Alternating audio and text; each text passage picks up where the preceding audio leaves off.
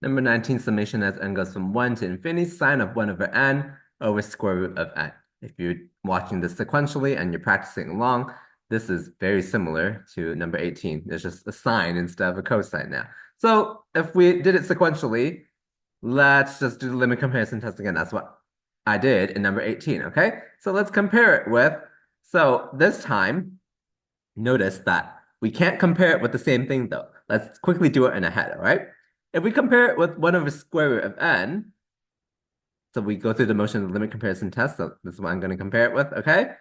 That's this guy divided by 1 over square root n, so we are left with sine of 1 over n.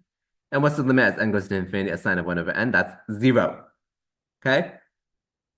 The limit comparison test doesn't tell us anything when the limit is 0, okay? It only tells us something if that limit is finite and positive. 0 is like neutral, it's not positive, all right? So it doesn't help us here. So we got to compare it with something else. We're going to use the limit comparison test. So let's pick a different p series, like p equals 3 halves, okay? We know this converges. All right, so again, going through the motions of the limit comparison test, we get this right here after we simplify. And here, I just did a change of variables.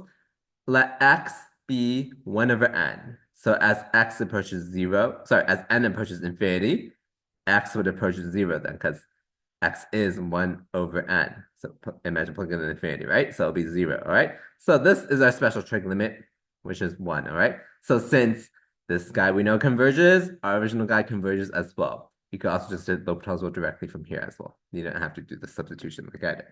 All right, and we can also do the small angle approximation method that I went over in some other video before in this series, all right? Let me go over it again. So we can make this approximation that sine of x is approximately equal to x for small values of x. We have to take note that in reality, sine x is actually less than x, okay? This will help us with the comparison, okay?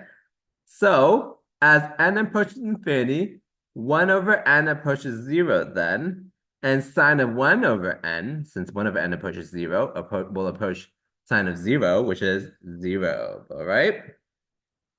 Okay, so if we compare it with the same, exact same p series actually, okay? Since we know that, okay, let me go through the steps again. Sine of 1 over n, if we use the small angle approximation, this is approximately equal to 1 over n. All right? So this would simplify to n to the 3 halves, which is exactly what we got up here, actually. And since we made that approximation, we know this is the reality, then we know sine of 1 over n over square root n is actually less than our p series.